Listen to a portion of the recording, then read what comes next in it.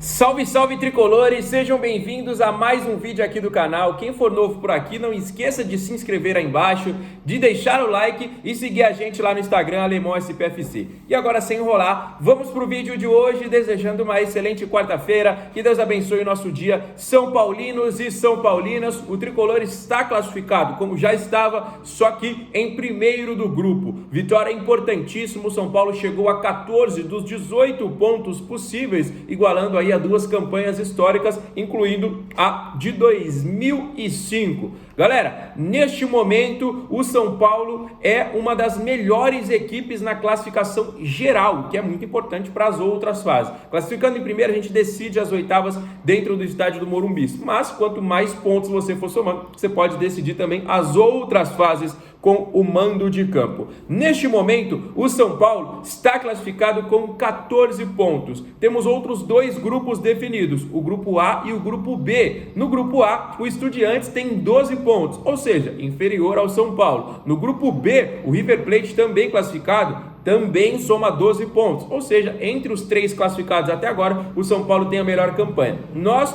só podemos ser ultrapassados pelo Central Córdoba, mas o Palmeiras já tem 15 pontos, mesmo faltando um jogo. Então o São Paulo neste momento é a segunda melhor colocação geral da Libertadores e pode ser ultrapassado pelo Central Córdoba. Então o São Paulo ou fica em segundo ou fica em terceiro na classificação geral da Libertadores. Nós teremos o sorteio na próxima sexta-feira para conhecer o nosso adversário nas oitavas de final e aí a gente vai enfrentar algum segundo colocado. Até então temos 3 segundos colocados classificados: o Libertad do nosso grupo, o Botafogo do grupo A e o Universitário peruano do grupo B, que eliminou inclusive Independente Del Valle e também o Barcelona. Então, hoje temos mais jogos, amanhã temos mais jogos, até conhecermos todos os classificados e a gente vai falar para vocês. Antes da gente falar mais um pouquinho sobre o jogo, falamos sobre a classificação, queria falar rapidinho aqui com vocês sobre a situação do Bobadilla. Todo mundo acompanhou ali, a gente estava assistindo o jogo na hora, não entendeu muito bem o que aconteceu, Por quê? O São Paulo fez o segundo gol, que em tese estaria naquele momento nos dando a classificação, houve uma confusão pós-gol, a gente imaginou, os argentinos não sabem perder, que não sei o quê, mas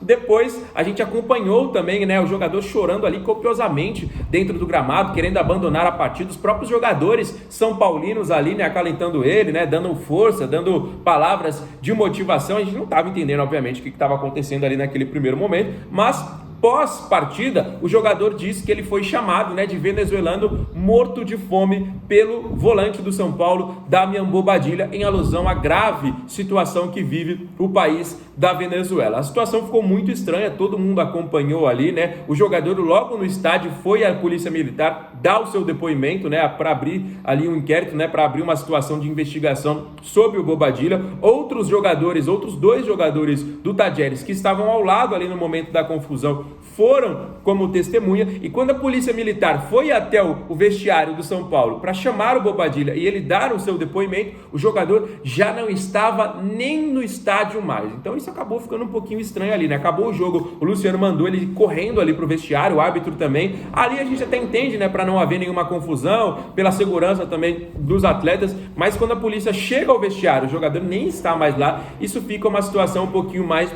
complicada. A gente luta tanto, contra atos aí de discriminação, seja racismo, e agora a gente não pode tolerar também se isso de fato aconteceu, um caso aí de xenofobia, galera? A xenofobia é um crime tão grave tanto quanto aí o racismo, a discriminação pela cor da pele, ou a discriminação pelo lugar de onde a pessoa vem, ela é grave da mesma maneira. Então a gente luta tanto, inclusive antes do jogo, teve uma campanha de conscientização contra o racismo, também não pode tolerar aí um caso desse aí de xenofobia, ainda mais na grave situação que vive o país da Venezuela, ainda mais tendo um companheiro jogando junto, O Ferrarese e o Bobadilla entraram jogando juntos, São titulares, são amigos. Eu, inclusive, já encontrei os dois juntos em um lugar que eu pude, tirar foto com eles. Os dois estavam juntos. Então, se isso de fato aconteceu, não dá para entender muito bem o Bobadilla, galera? Como eu falo sempre, os fatos têm que serem apurados e tudo mais, mas se de fato aconteceu, para mim, inclusive, tem que ter até rescisão aí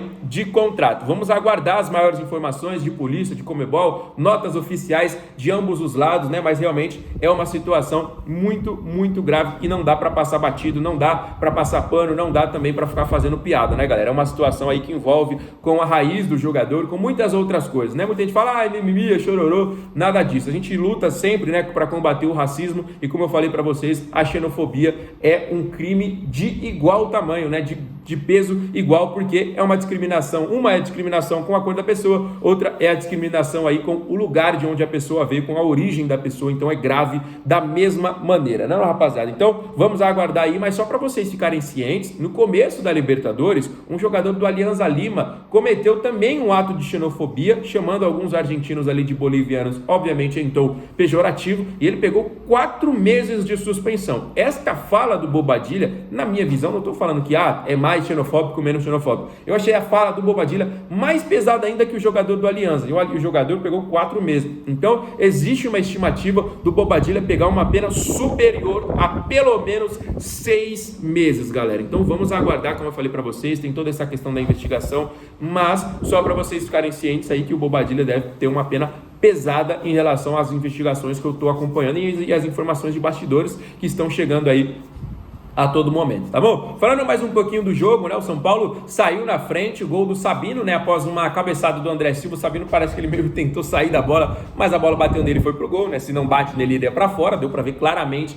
no ângulo ali atrás do gol. O gol foi com certeza do Sabino, e depois São Paulo acabou levando empate ainda no primeiro tempo, e no segundo tempo sempre ele, né? Há quem critique, há quem não goste, até quem odeie, mas não tem como falar que o Luciano nos salva em muitos momentos. Ele é decisivo, ele aparece em momentos como esse, em momentos que o São Paulo está precisando, em jogo de Libertadores, jogos mata-mata, clássico, sempre chama o Luciano, não tem como. Ele começou no banco de reservas, pelo que eu acompanhei aí, para ser um pouquinho poupado, tanto ele, tanto o Alan Franco, né? Temos jogos importantes aí pela sequência do Brasileiro, e o São Paulo já estava classificado e até praticamente em primeiro, então o Zubeldia escolheu ali dar uma rodagem, né? Teve ontem outras oportunidades para jogadores serem relacionados, inclusive o Mike, né? Que é um jogador que a gente sempre fala, a gente sempre pede, o Paulinho, que é um atacante aí da base. Ontem a gente viu aí o Henrique, o Rian Francisco entrando no decorrer da partida com mais minutagem, né? Entrando nos 15 minutos ali mais ou menos,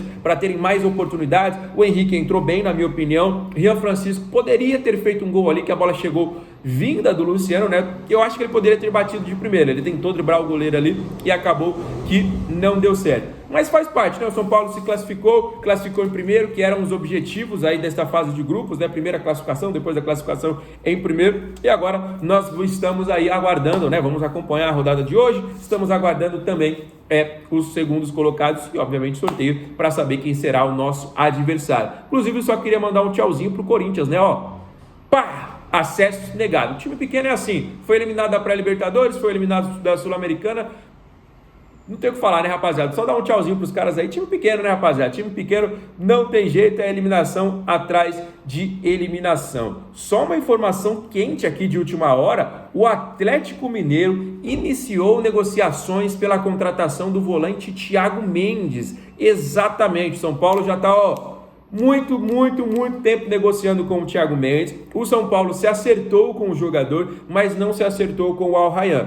Aí o tricolor, esperando o contrato do jogador acabar, o Atlético Mineiro fez o inverso, foi negociar direto com o Al Rayyan, que é quem detém os direitos hoje ainda, né? Enquanto ele tem contrato com o jogador. E aí o Atlético Mineiro iniciou as tratativas clube para clube, acertando aí, né, com o clube, se acerta depois com o jogador. Então o São Paulo tem concorrência sim pelo Thiago Mendes, é um jogador que alguns clubes estão interessados, e eu quero saber a opinião de vocês sobre isso aí. O Atlético hoje, mesmo devendo mais do que o São Paulo, vem fazendo muitas contratações, e contratações de peso. A gente viu aí o Dudu, que acabou de chegar, que é um dos maiores salários do futebol brasileiro, o próprio Rony, o Hulk, que também recebe um salário altíssimo, Scarpa, o Lianco, grandes jogadores, né? Hoje vestem a camisa do Atlético Mineiro, e como eu falei, mesmo devendo, não dá para entender muito bem, né? Os caras estão devendo bilhão e até mais, construíram um novo estádio, né? A dívida aumentou um pouquinho, mas os caras estão fazendo contratações aí astronômicas, né? Jogadores com salários altíssimos. Então hoje, por mais que deva mais, a possibilidade de contratação para o Atlético, financeiramente falando, é maior do que a do São Paulo, né? Então vai ter que